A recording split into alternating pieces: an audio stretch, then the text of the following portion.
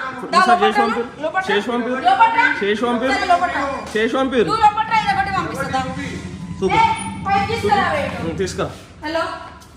లోపలికొచ్చి నుంచొని కాళ్ళ కొట్టాలంట వీళ్ళవి అంతా ఈ వీడియో రికార్డింగ్. లోపలికొచ్చి నుంచుంటే లోపలికి వస్తే కాళ్ళ కొడతామా అన్న.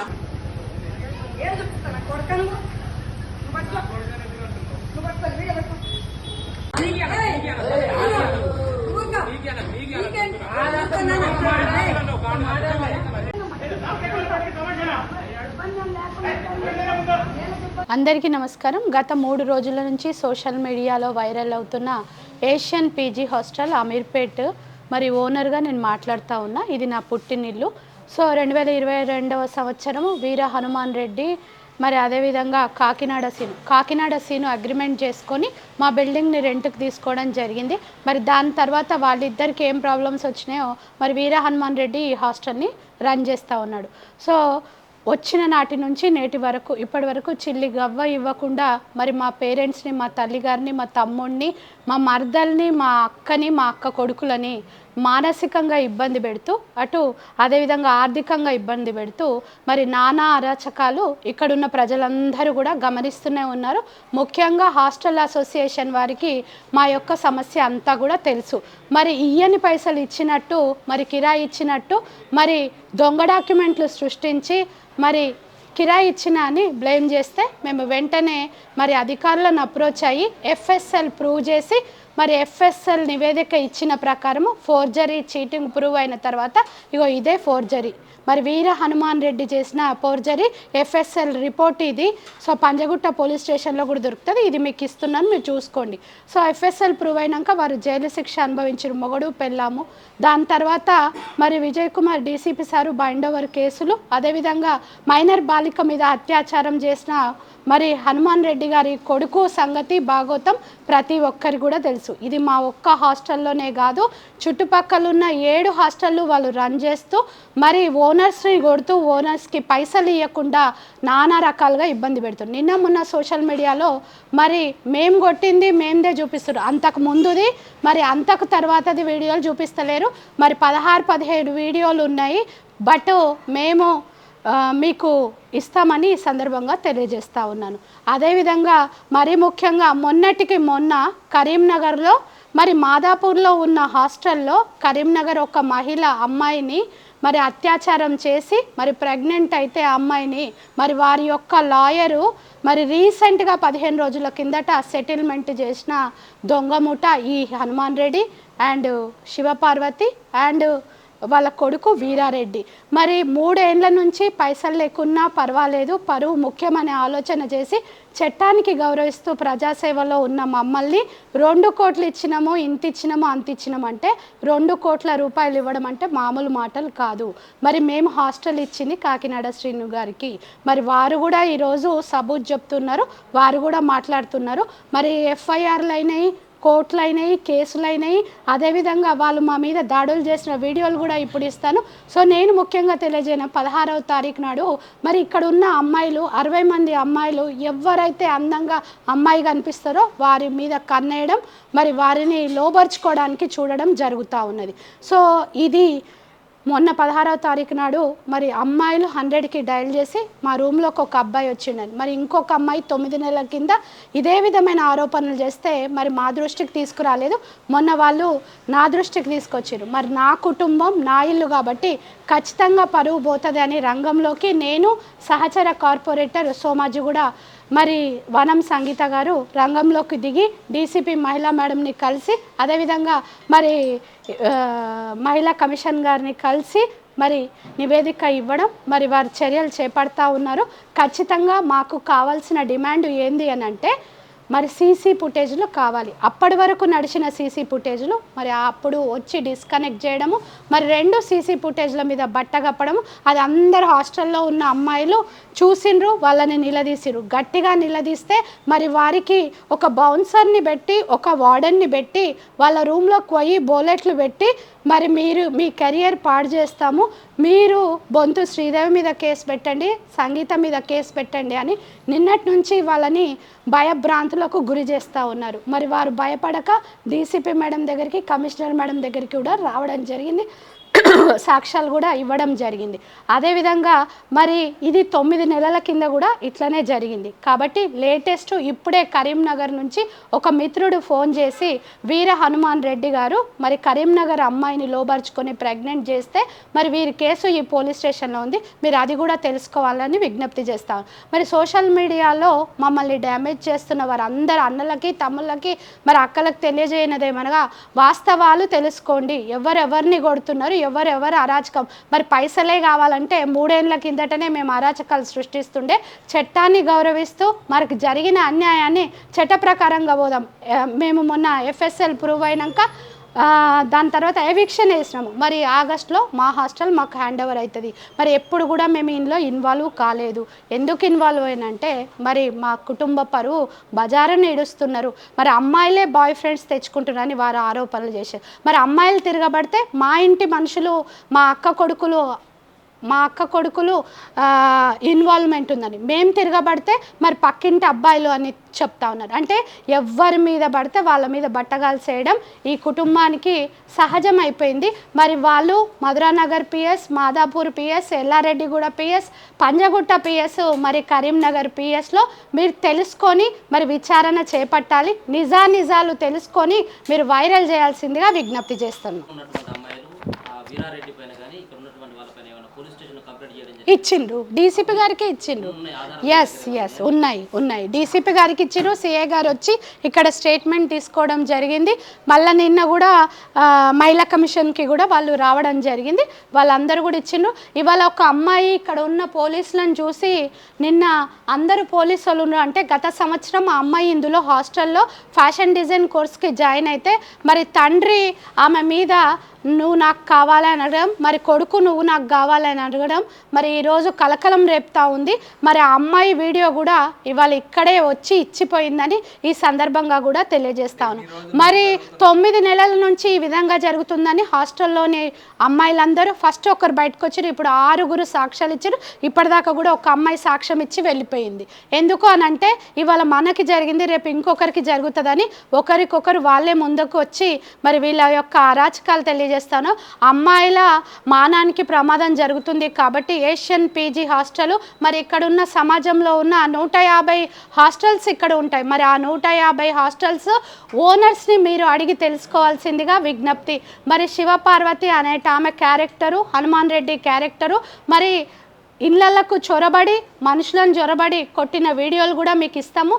సో మేము చేసిన దాడి అని చూపిస్తుంది. అంతకు ముందుకు మా మరదల్ని ఒక కుక్క కండ ఎట్లా పీక్తుందో అట్లా పీక్తే మరి అమ్మాయిని రక్షించడం కోసం అమ్మ దాడి చేసిన విషయం వాస్తవం.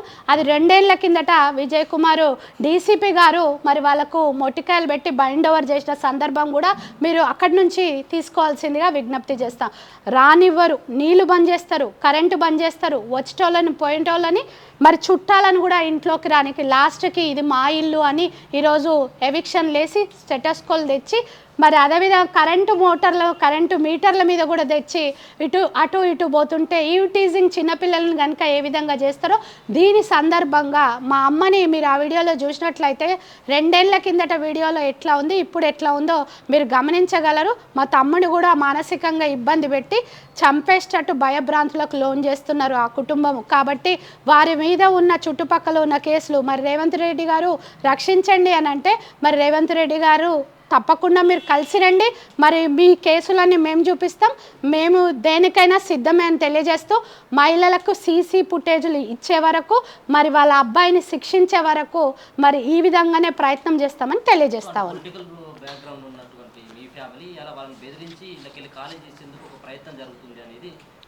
మరి 3 ఏళ్ల నుంచి ఎప్పుడు రాని ఆరోపణలు ఇవాళనే ఎందుకు వస్తున్నాయి అంటే మీడియా మిత్రులారా మీరు గమనించాలి. ఎందుకు వస్తున్నాయి అంటే వాళ్ళ కొడుకు అత్యాచారం చేయడానికి పైనకు అయినది తప్పించడానికి డీవియేషన్ చేయడానికి ఈరోజు బొంతు శ్రీదేవి బొంతు రామ్మోహన్ని సినిమాలోకి తీసుకొస్తున్నారని ఈ సందర్భంగా తెలియజేస్తా ఉన్నా. ఇది డైవర్షన్ పాలిటిక్స్. సో వాళ్ళు వైరల్ చేసుకున్నా ఏం చేసుకున్నా చట్టం ఉంది, ఖచ్చితంగా న్యాయం జరుగుతుంది. చట్టాన్ని గౌరవించి మేము అన్ని కేసులు వాళ్ళు ఏ విధంగా పెట్టిరో మేము ప్రూవ్ చేసుకున్నాం. కావాలంటే మీరు నాతో పాటు ఇవన్నీ ఇస్తాను, చుట్టుపక్కల పోలీస్ స్టేషన్లకు కూడా మా తమ్ముడు వస్తాడు, మీరు కాపీస్ తీసుకొని మరి ఏ విధంగా మీరు సపోర్ట్ చేస్తారో చూస్తాం. Thank you. మీద గౌరవం ఉన్నప్పుడు లీగల్ గా మీరు ఎదుర్కోవాల్సిన మరి లీగల్గానే కంపల్సరీ కొట్టాల్సినటువంటి అవసరం ఎవరిని కొట్టలేదు, అది రాంగ్. అది 2 సంవత్సరాల కిందటి video, DCP Vijay Kumar sir ఉన్నప్పుడు వీడియో. సో దానికంటే ముందు ఆ వీడియో అక్కడికే కట్ చేసి పెట్టిండ్రు. మరి కుక్కలాగా కొరికినప్పుడు మరి ఆ వీడియోని మీకు చూపిస్తాను, ఇప్పుడు మీకు ఇస్తాను, మీరు అదే వేసుకోండి. ఓకే, మా అక్క కొడుకుని ఏ విధంగా పెట్టిందో ఆ వీడియో శివ ఇప్పుడు ఒక తమ్ముడు తీసుకోండి. మా అక్క కొడుకుని ఏ విధంగా అరెస్ట్ చేసిండ్రు, ఎంతమంది కొట్టిండ్రు, మా మరదల్ని ఎట్లా కండబీక్తే మా అమ్మ కొట్టింది. మరి సొంత ప్రాణానికే హాని అయినప్పుడు దాడి కంపల్సరీ జరుగుతుంది. నిన్న మొన్న మేమేమి చేయలే, పోలీసు వాళ్ళు అందరు ఉన్నారు, జెంట్స్ పిఎస్ ఉన్నప్పుడు ఇక్కడ కూర్చున్నారు కానిస్టేబుల్స్. మేము చక్కగా ఏమి ఇబ్బంది లేకుండా మా పని మేము చేసుకుంటున్నాము. సో చేసుకుంటే బాత్రూంలో ఒక మహిళ ముందరికి పోయి వాష్రూమ్కి వెళ్తే వాష్రూమ్ తలుపు పెట్టి బయటకు రాగానే ఈడ్చి బౌన్సర్లను పెట్టి కొట్టించరు మా చిన్నమ్మ నిన్న మాకు సపోర్టుగా మా ఇంటికి వస్తే కింద బాత్రూంలో నుంచి బయటకు రాగానే డోర్ పెట్టి డోర్ తీసి బయటకు వచ్చుడితోటే పళ్ళమని ఒకటేసింది. మరి గలీజ్ మాటలు మాట్లాడుకుంటూ ఈరోజు బౌన్సర్లను పెట్టింది వాళ్ళు. మరి ఉన్నది లేనట్టు లేనిది ఉన్నట్టు దొంగల్లాగా వ్యవహరిస్తున్నారు. మరి కొడుకు తప్పు చేయలేకపోతే హాస్టల్ మీరే నడిపితే మరి మీరు ఆర్ఐజే వచ్చి మరి సీసీ ఫుటేజ్లు ఎందుకు కట్ చేసిరు, సీసీ వైర్లు ఎందుకు కట్ చేసిరు? మరి తప్పు లేదన్నప్పుడు 5 రోజుల నుంచి పిల్లలందరూ రండి వచ్చి చెప్పండి అంటే మరి ఎక్కడ తప్పించుకొని తిరుగుతున్నారు? ఇంటికి తాళాలు వేసుకొని ఎందుకు తిరుగుతున్నారు? ఎక్కడో లోపల ప్రెస్ మీట్లు ఎందుకు పెడుతున్నారు? మేము చాలా క్లారిటీగా ఉన్నాము. మా వంతు నుంచి మేము చాలా ఎఫ్ఎస్ఎల్ ప్రూవ్ అయింది, ఎఫ్ఐఆర్ అయ్యింది, ఇల్లు నాదన్న కేసు అయింది, మొత్తం 10 కేసులు ఉన్నాయి. రండి ప్రూవ్ చేసుకోండి. 3 ఏళ్ల నుంచి లేనిది బొంతురామోహన్ శ్రీదేవి ఇవ్వాలనే ఎందుకు అంటే కొడుకు తప్పు చేసిండు, తప్పును కప్పిపుచ్చుకోవడానికి బట్ట కాల్చి మీదేస్తున్న శివపార్వతి మేడం గారికి, హనుమాన్ రెడ్డి గారికి, వీర తమ్మున్ గారికి రండిరా తమ్ముడు వచ్చి తెలుసుకుందామని తెలియజేస్తాను. అవన్నీ ఒకటేనండి నేను చెప్పేది మీకు అందరికీ కూడా. సో మహిళల భద్రత అనేది ఇంపార్టెంట్. మాకు సీసీ ఫుటేజ్లు కావాలి, మాకు రికార్డు కావాలని ఈ సందర్భంగా మీకు తెలియజేస్తూ అవి వచ్చినాక తదుపరి కార్యాచరణ ప్రకటిస్తాం. Thank you. हमने आपको ओनली फोन पे जो कुछ भी हुआ भैया लोग सुन रहे सब, जो कुछ भी हुआ अभी बता। हाँ रियलिटी फोन पे बताओ, बताना है फोन पे बताओ. हाँ